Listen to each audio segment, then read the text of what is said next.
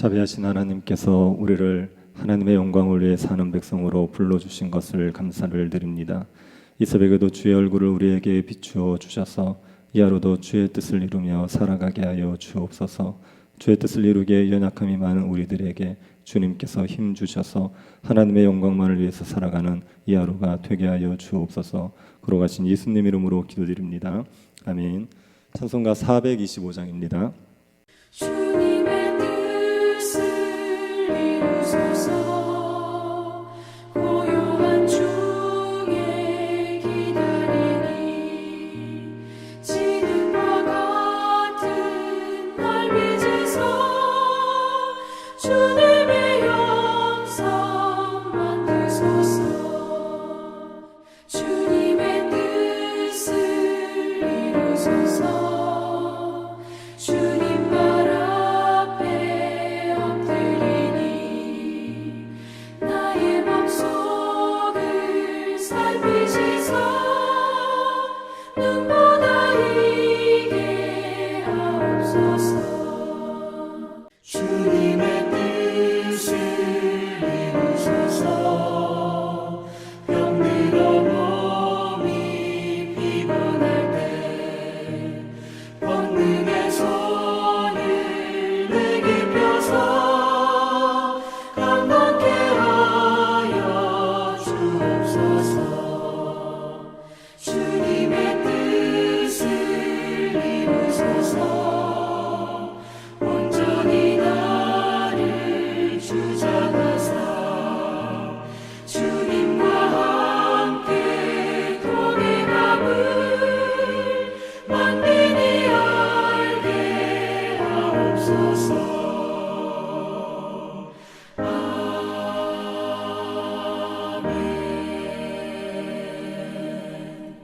역대하 1장입니다. 역대하 1장 1절부터 17절 말씀입니다. 역대하 1장 1절부터 17절 말씀 찾으셔서 한 절씩 교도하겠습니다. 찾으셨으면 한 절씩 교도하겠습니다. 다윗의 아들 솔로몬의 왕위가 견고하여 가며 그의 하나님 여호와께서 그와 함께 하사 심히 창대하게 하시니라.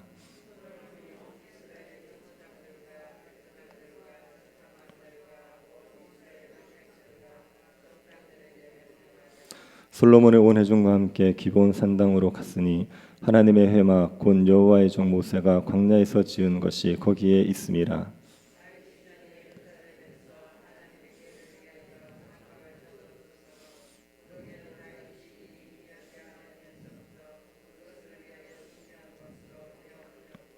옛적에 훌의 손자 우리의 아들 부살렐이 지은 놋제단은 여호와의 장막 앞에 있더라. 솔로몬이 회중과 더불어 나아가서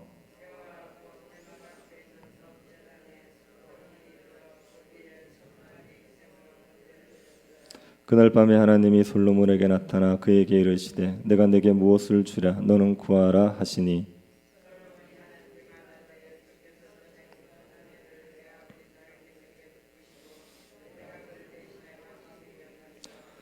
여호와 하나님이여 원하건대 주는 내 아버지 다윗에게 허락하신 것을 이제 굳게 하옵소서. 주께서 나를 땅의 티끌같이 많은 백성의 왕으로 삼으셨사오니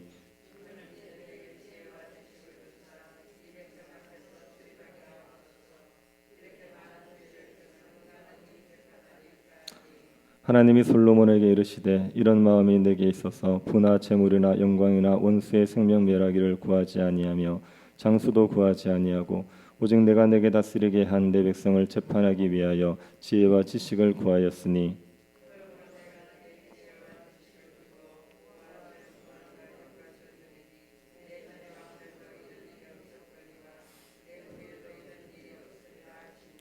이에 솔로몬의 기브온 산당 회막 앞에서부터 예루살렘으로 돌아와서 이스라엘을 다스렸더라.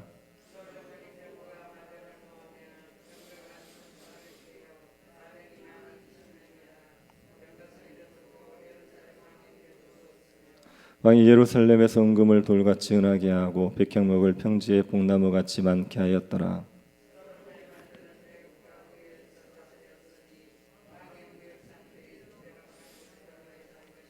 같이 보겠습니다.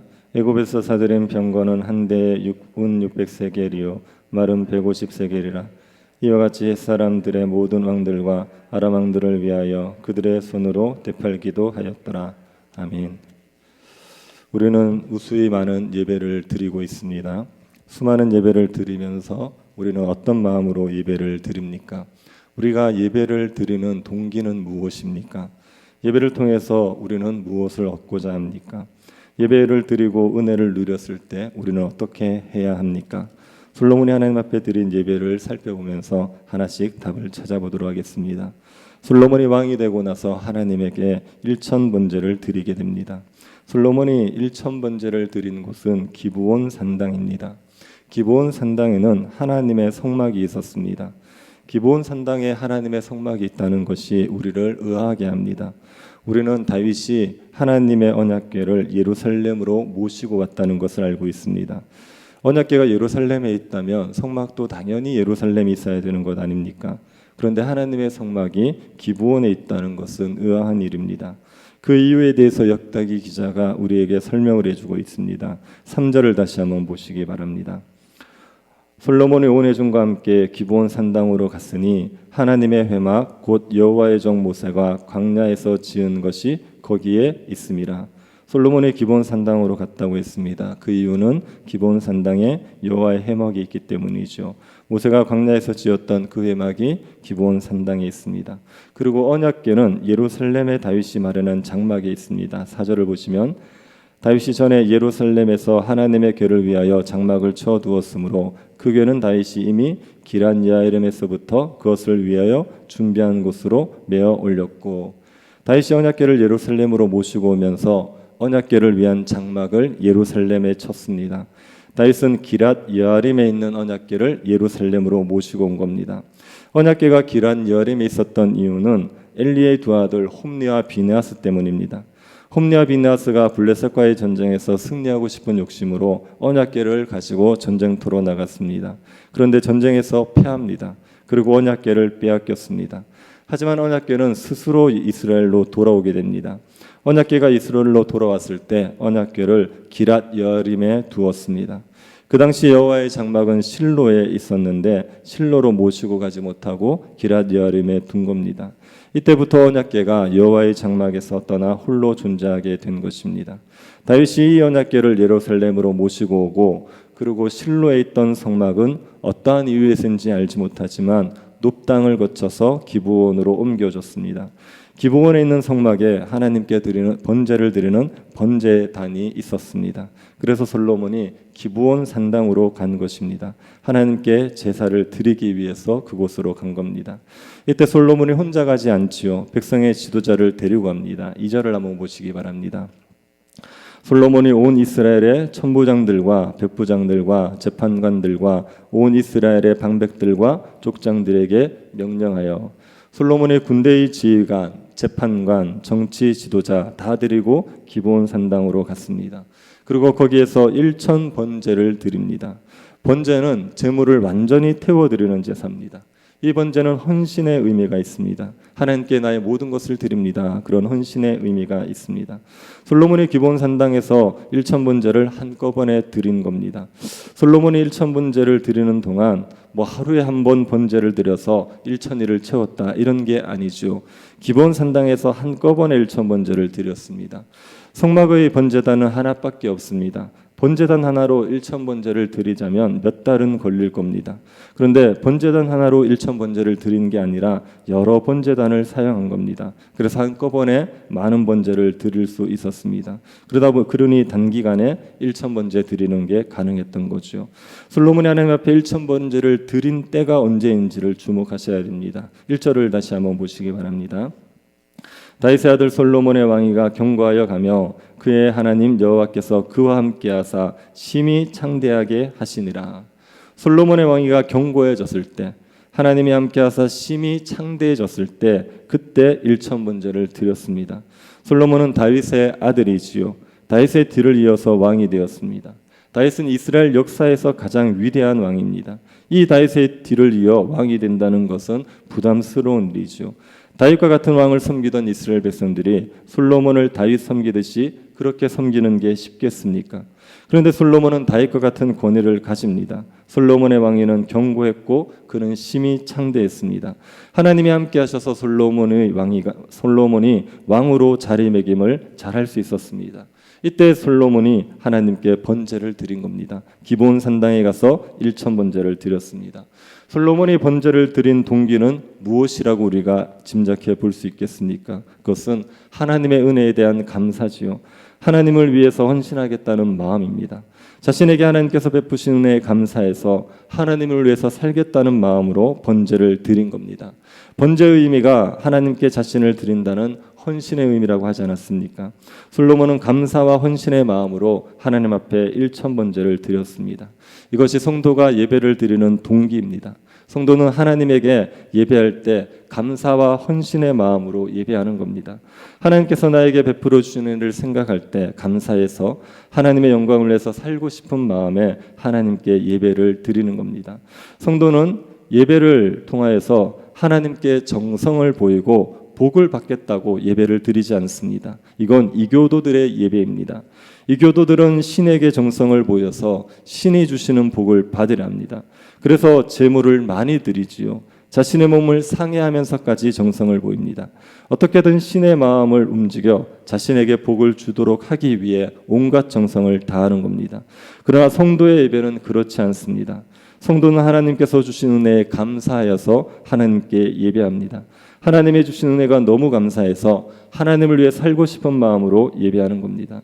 그래서 하나님의 은혜를 받지 못한 자들, 하나님의 은혜를 깨닫지 못한 자는 하나님 앞에 참되게 예배할 수가 없습니다. 하나님 앞에 바른 예배를 드리지 못합니다.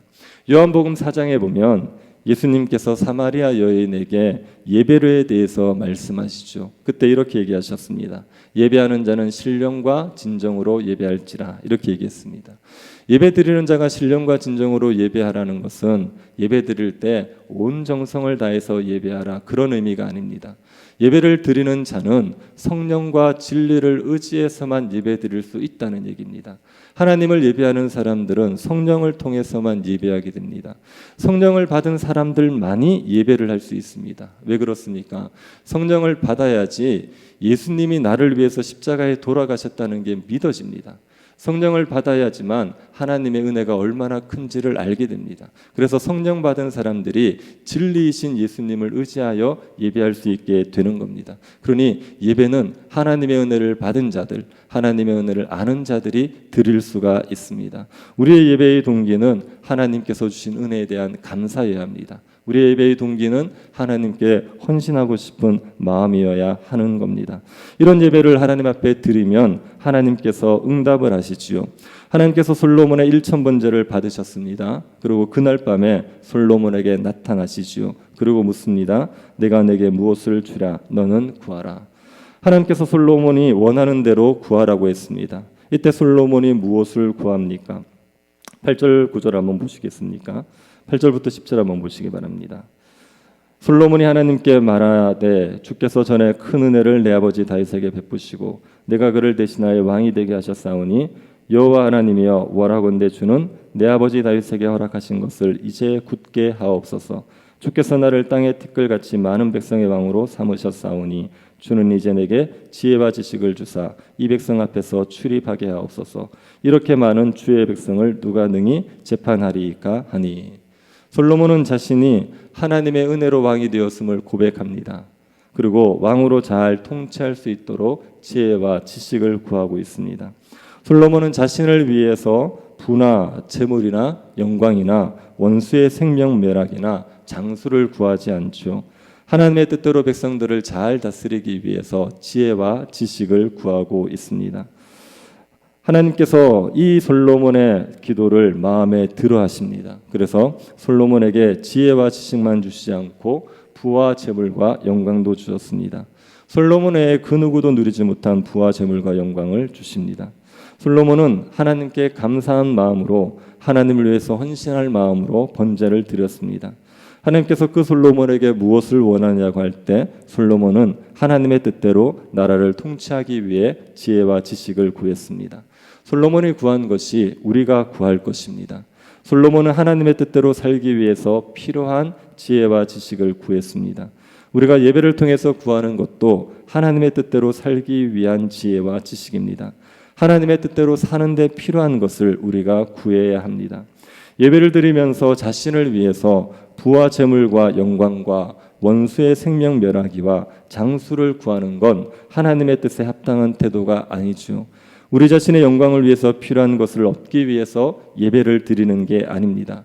하나님의 영광을 위해서 사는데 필요한 것을 얻기 위해서 예배를 드리는 겁니다. 하나님의 영광을 위해서 살려는데 능력이 부족합니다. 그래서 예배를 드리면서 능력을 구하는 겁니다. 하나님의 영광을 위해서 살려는데 믿음이 부족합니다. 그래서 예배를 통해서 믿음을 구하는 겁니다. 우리의 영광을 위해서 필요한 것을 구하지 않고 하나님의 영광을 위해서 살아가는데 필요한 것을 구하는 것이 바른 간구고 바른 기도입니다. 이렇게 하나님의 뜻을 위해서 우리가 구하면 하나님께서 나머지 것들도 더해 주십니다. 하나님께서 솔로몬에게 지혜와 지식만 주신 게 아니죠. 솔로몬에게 부와 재물과 영광도 주셨습니다. 14절부터 17절을 보시면 솔로몬이 얼마나 부와 재물과 영광을 풍성하게 누렸는지를 보여주고 있습니다. 15절을 한번 보시겠습니까? 왕이 예루살렘에서 은금을 돌같이 흔하게 하고 백향목을 평지의 뽕나무같이 많게 하였더라. 솔로몬이 이처럼 부를 누렸습니다. 하나님께서 솔로몬에게 더해 주신 겁니다. 그러면 솔로몬은 이 부와 영광을 어떻게 사용해야겠습니까? 하나님의 영광을 위해서 사용해야겠죠. 하나님께서 이 모든 것을 더해 주신 것은 솔로몬이 하나님의 뜻대로 나라를 잘 통치하도록 하기 위해 이 모든 것을 더해 주신 겁니다.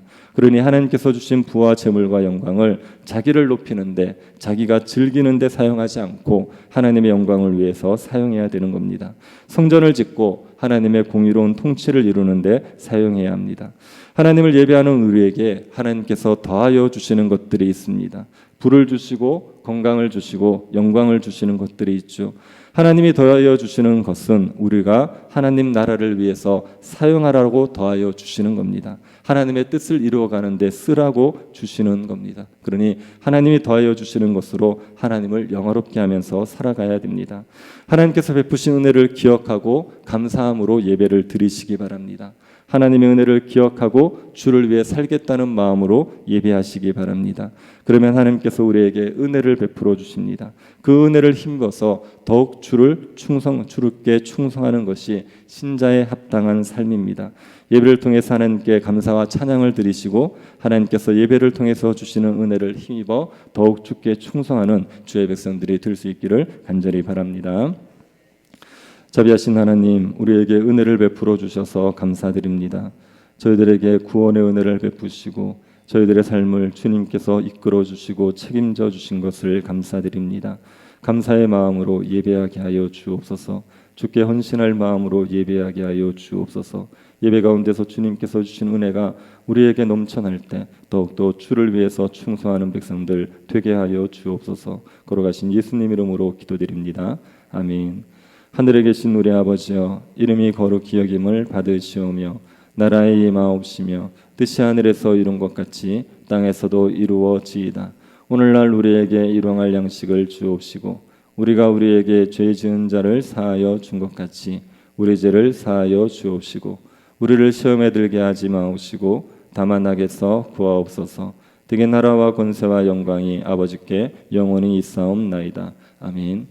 금요 기도회를 위해서 기도해 주시고 새 교회당 건축을 위해서 기도해 주십시오. 그리고 병중에 있는 성도들 위해서 기도해 주실 때 김영애 권사님 허리 시술을 하셨는데 잘 회복될 수 있도록 기도해 주시고 개인적으로 기도하시기 바랍니다.